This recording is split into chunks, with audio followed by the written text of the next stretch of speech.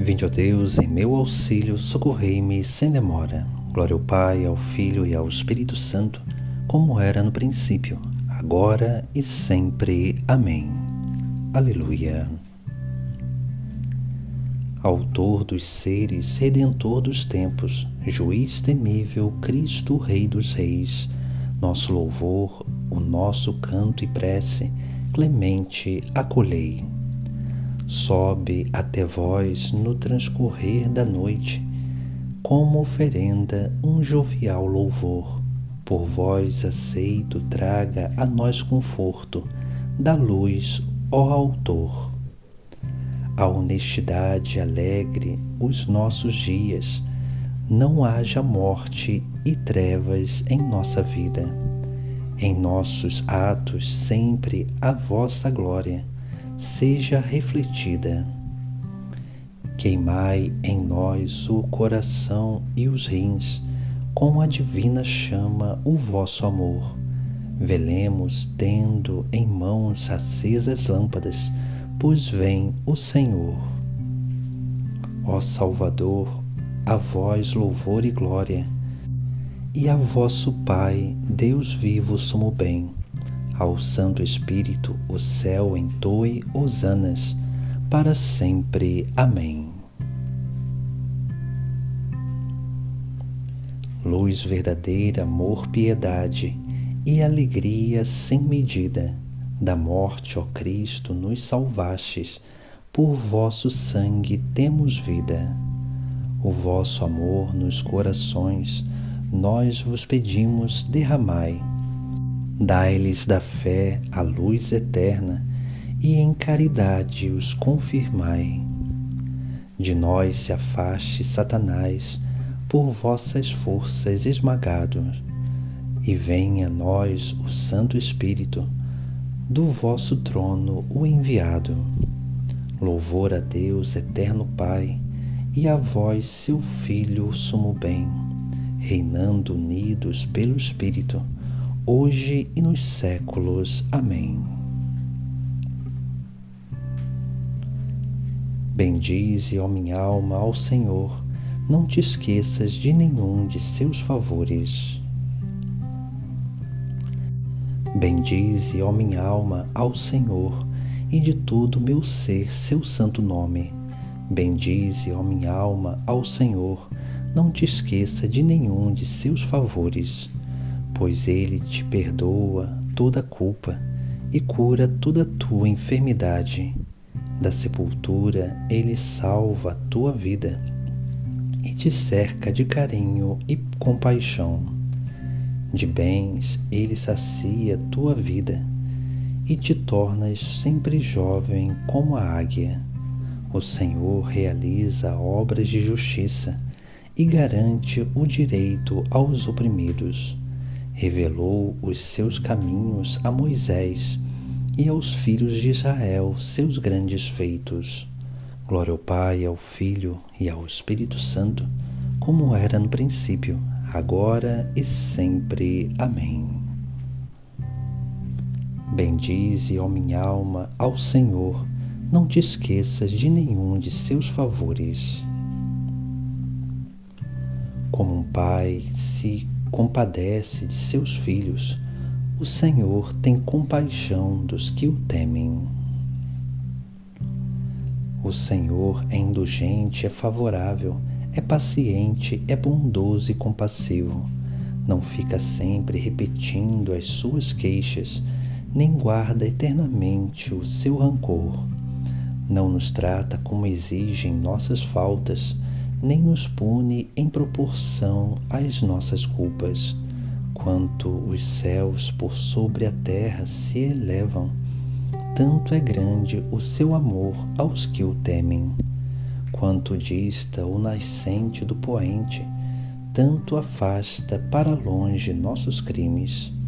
Como um pai se compadece de seus filhos, o Senhor tem compaixão dos que o temem. Porque sabe de que barro somos feitos e se lembra que apenas somos pó. Os dias do homem se parecem como a erva, ela floresce como a flor dos verdes campos, mas apenas sopra o vento e ela se esvai. Já nem sabemos onde era o seu lugar. Glória ao Pai, ao Filho e ao Espírito Santo, como era no princípio, agora e sempre. Amém. Como um pai se compadece de seus filhos, o Senhor tem compaixão dos que o temem. Obras todas do Senhor, glorificai-o. Mas o amor do Senhor Deus por quem o temem é de sempre e perdura para sempre, e também sua justiça se estende por gerações até os filhos de seus filhos, aos que guardam fielmente sua aliança e se lembram de cumprir os seus preceitos. O Senhor pôs o seu trono lá nos céus e abrange o mundo inteiro seu reinado. Bendizei ao Senhor Deus seus anjos todos, valorosos que cumpris as suas ordens, sempre prontos para ouvir a sua voz. Bendizei ao Senhor Deus os seus poderes, seus ministros que fazeis sua vontade. Bendizei-o, obras todas do Senhor, em toda parte onde se estende o seu reinado. Bendize, ó minha alma, ao Senhor. Glória ao Pai, ao Filho e ao Espírito Santo, como era no princípio, agora e sempre. Amém. Obras todas do Senhor, glorificai-o. Fazei-me conhecer vossos caminhos, e então meditarei vossos prodígios. Do primeiro livro de Samuel. Naqueles dias, tendo recomeçado a guerra, Davi saiu a combater contra os filisteus, infligindo-lhes uma grande derrota. E eles fugiram diante dele. Um espírito maligno, mandado pelo Senhor, veio novamente sobre Saul. Ele estava sentado em sua casa e tinha uma lança na mão, enquanto Davi tocava a harpa. Saul então arremessou-lhe a lança, procurando cravá-lo na parede. Davi, porém, desviou-se e a lança foi cravar-se na parede. Davi esquivou-se e fugiu naquela mesma noite. Davi fugiu de Naiote em Ramá e foi ter com Jonatas, dizendo-lhe: Que fiz eu? Que crime cometi? E que mal fiz a teu pai, para que ele queira matar-me? Jonatas respondeu: Não, tu não morrerás. Meu pai não faz coisa alguma grande ou pequena, sem me dizer. Por que me ocultaria isso? Não é possível. Mas Davi jurou, dizendo: Teu pai sabe muito bem que gozo do teu favor, e por isso pensa: Jonatas não o deve saber, para não ficar magoado. E contudo, pela vida do Senhor e pela tua vida, estou apenas a um passo da morte. Jonatas respondeu a Davi: Que queres que eu faça? Farei por ti tudo o que me disseres. Disse-lhe Davi: Amanhã é lua nova, e eu deveria jantar conforme o costume à mesa do rei. Deixa-me partir para me esconder no campo, até depois de amanhã à tarde. Se teu pai der pela minha ausência, tu lhe dirás que Davi te pediu licença para ir depressa a Belém, sua cidade natal, onde toda a sua família oferece o seu sacrifício anual. Se ele disser que está bem, então o teu servo não corre perigo. Mas se, ao contrário, ele ficar irado, fica sabendo que ele está resolvido a matar-me. Faze este favor ao teu servo, já que fizestes um pacto comigo em nome do Senhor. Se tenho alguma culpa, mata-me tu mesmo, mas não me faças comparecer diante de teu pai. Jonatas disse-lhe: Deus te livre de tal desgraça. Se eu souber que de fato meu pai resolveu matar-te, podes estar certo de que te avisarei. E Davi perguntou: Mas quem me informará se teu pai te responder com aspereza? Jonatas disse a Davi: Vamos sair para o campo. E foram ambos para o campo.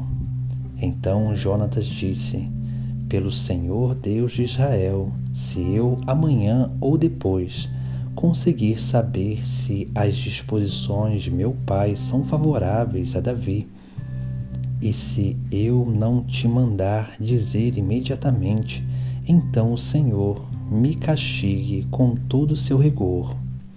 Mas se persistir a má vontade de meu pai contra ti, eu te avisarei, sem dúvida, a respeito disso. Poderás então partir e ficar tranquilo, e o Senhor esteja contigo, como esteve com meu pai. Mais tarde, se eu ainda for vivo, tu me tratarás de acordo com a misericórdia do Senhor.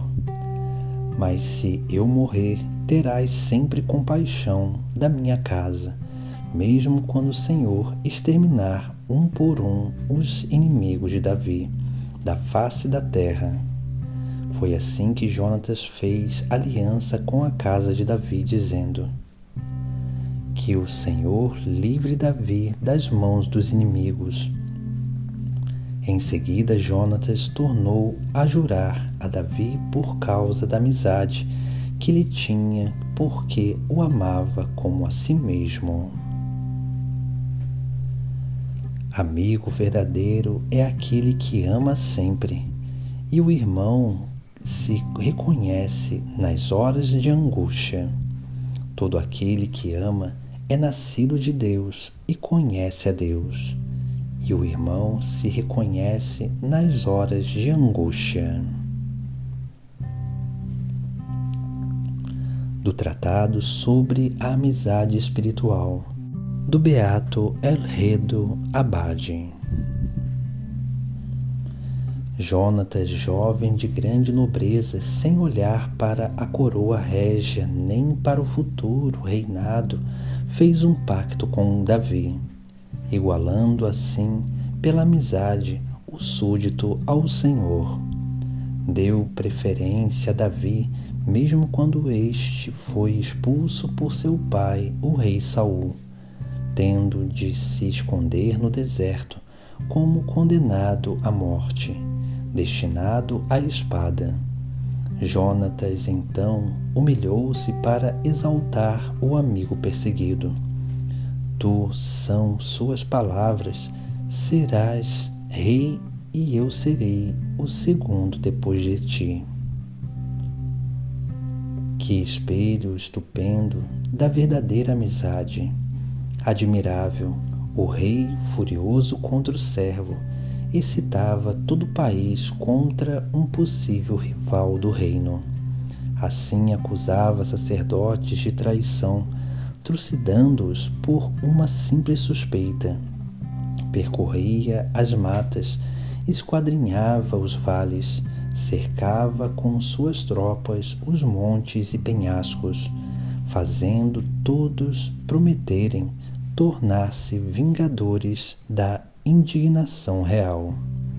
Entretanto, Jonatas, o único que poderia ter razão de invejar, só ele julgou dever resistir a seu pai, oferecendo a paz ao amigo, acolhendo então grande adversidade, preferindo a amizade ao reino. Tu serás rei e eu serei o segundo depois de ti. Em contraste, veja como o pai estimulava a inveja do adolescente contra o amigo, apertava-o com repreensões, amedrontava-o com ameaças de ser despojado do reino, prometendo privá-lo da nobreza. Quando pronunciou sentença de morte contra Davi, Jonatas não abandonou o amigo. Por que deve morrer Davi? Que culpa tem? Que fez ele? Tomou sua vida em suas mãos e feriu o filisteu, e tu te alegraste. Por que então irá morrer? A tais palavras, louco de cólera, o rei tentou traspassar Jonatas com a lança contra a parede, ameaçando aos gritos: filho de mãe indigna, bem sei que gostas dele para vergonha tua, confusão e infâmia de tua mãe. Depois vomitou todo o veneno sobre o coração do jovem, acrescentando incentivo à sua ambição, alimento à inveja, estímulo à rivalidade e à amargura. Enquanto viver o filho de Isaí, não se estabelecerá o teu reino.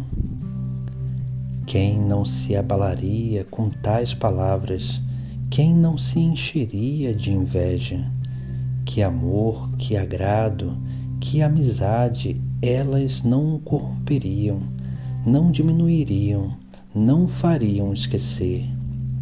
Jonatas, o moço cheio de afeição, guardou o pacto da amizade, forte contra as ameaças, paciente contra o furor.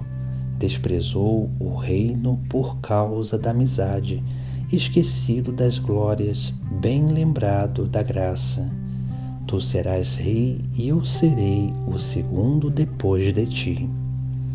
Esta é a verdadeira, perfeita, estável e eterna amizade, aquela que a inveja não corrompe, suspeita alguma diminui, não se desfaz pela ambição.